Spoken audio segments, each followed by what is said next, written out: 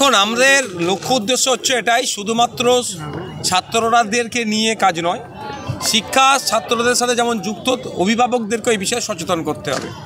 সেই জন্য আমরা রাজ্য সম্মেলন করেছি 1.5 দিন ধরে, আর ঘন্টা কয়েক আমরা করলাম ছাত্র জনতা সমাবেশ, অর্থাৎ অভিভাবকদের সাথে ছাত্রদেরকে নিয়ে শিক্ষার কোন কোন জায়গায় দুরবস্থা, শিক্ষার ক্ষেত্রে আমাদের রাজ্য কতটা পিছিয়ে, স্কুল কিভাবে বন্ধ হয়ে যাচ্ছে, বেকারত্বের সংখ্যা বেড়ে যাচ্ছে, চাকরি পাচ্ছে না, স্কুল ছুটের সংখ্যা বেড়ে যাচ্ছে, ভর্তির সংখ্যা কমে যাচ্ছে, এই সমস্ত বিষয়গুলো নিয়ে আজকে হলো।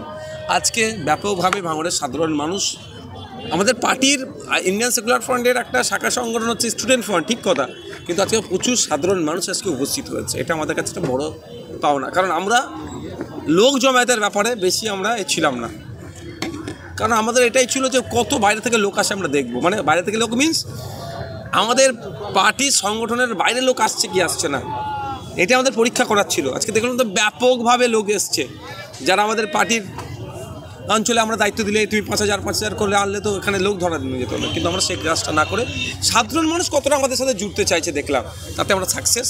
যে সাধারণ মানুষ আজকে আমাদের ছাত্র জনতা সমাবেশে তারা গ্রহণ করেছে। তৃণমূল ছাত্র পরিষদ বলছে যে ছাত্র সমাবেশের নাম করে সব লুঙ্গি বাহিনী নিয়ে এসছে, সব বয়স্ক লোকদের। হ্যাঁ, তৃণমূলের নেতাদের বক্তব্য, যেটা আমাকেও আমাদের ছেলেটা কিছু স্ক্রিনশট পাঠিয়েছে, আমি ভাবতে পারছি না বিজেপি যে ভাষায় কথা বলে, তৃণমূলের টিএমসিপির ছেলেমেয়েরাও সেই ভাষায় কথা বলতে শুরু করে দিল।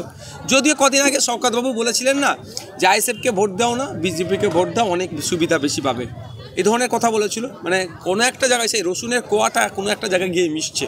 তো তৃণমূলের যে কথা বলছেন ওদের কথাকে আমরা পাত্তা দিই না, ওরা হতাশার মধ্যে আছে। সামান্য একটা কলেজে নির্বাচন করতে ওরা ভয় পাচ্ছে।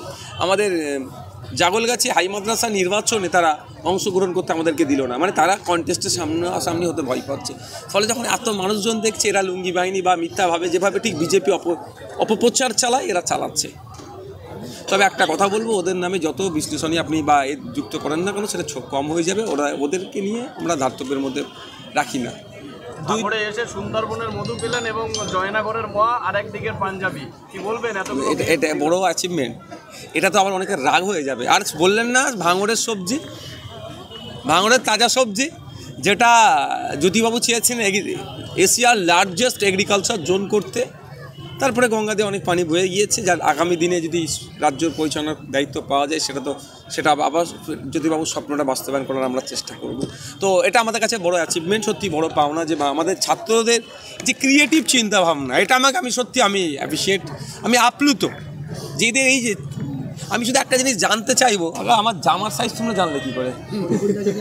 ও দেখেছো, আমি কিন্তু জানি না। আমি নামাজ পড়ে যখন বার হলাম আমার মনে হলো একটা জিজ্ঞাসা করবো এদের, এরা এই যে এরা আমার জামার মাপ নিয়েছে কিন্তু আমাকেও জানায়নি।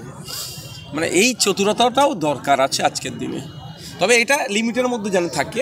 এই চতুরতাটা মানুষের ক্ষতি না করার ক্ষেত্রে চতুরতা না হয়, মানুষের ভালোর জন্যই। একটা আমাকে ইমপ্রেস করেছে, আমার ভালো লেগেছে, আমাকে সত্যিকার আমার জামার মাপ, আমার না ফিটিং কীভাবে হবে, নাহলে আমার তো 44 সাইজ হয়তো ঝুল থাকলেও তো 44 সাইজ বডিতে পড়লে আমার দুটো নওশাদ সিদ্দিকের মধ্যে ঢুকে যাবে। সেটা নয়, সেটা ভেবেছে। নিউ টাউনে দুর্গাঙ্গন হচ্ছে আর সেখানে মসজিদের জায়গা লোকে দান করেছে, সেখানে মসজিদ করতে দেওয়া হচ্ছে না, দুর্গাঙ্গন হচ্ছে, কি বলবেন এমএলএ সাহেব? দেখুন, প্রথম কথা বলি, সরকারের কাজ মসজিদ বা মন্দির নির্মাণ করা নয়। সরকারের কাজ হচ্ছে মসজিদ মন্দিরে যারা যাচ্ছে তারা সুরক্ষিত থাকছে কি থাকছে না, সঠিকভাবে প্রেয়ার পুজো প্রার্থনা নামাজ কীভাবে করতে পারছে কি পারছে না দেখা। তার পরিবর্তে বিজেপির সাথে রেষারেষি করে বিজেপির তালে মিলিয়ে মমতা ব্যানার্জি পশ্চিমবাংলা ধর্মের রাজনীতিকে আমদানি করছে। বিজেপি যেমন করছে তো করছে, কখনো আপনার মহাকাল মন্দিরের জন্য 25 একর জমি, কখনো 400 কোটি টাকার উপরে খরচ করে আপনার দীঘাতে জগন্নাথ ধাম, তো কখনো হেলথের জমি, ওয়েস্ট বেঙ্গলের হেলথ ডিপার্টমেন্টের জমি, যার আজকের মূল্য প্রায় 1100 কোটি টাকা, সেই টাকার জমিটা দুর্গাঙ্গন করতে চাইছে। যাকে এটা আমি এর চরম বিরোধী, সরকারের এটা কাজ নয়। সরকারের কাজ হচ্ছে যারা দুর্গা উৎসব পালন করছে তারা একটা সেই সময় একটা নতুন জামা কেনার মতো সামর্থ্য আছে কি না নাই, সেই হিন্দু মানুষগুলোর তার রুজিরুটি বাড়ছে কি বাড়ছে না এটা দেখার দরকার। যাক, সেই এখন আমরা কি দেখছি, ছাতনা গ্রামটার নাম ছাপনা। তো আমি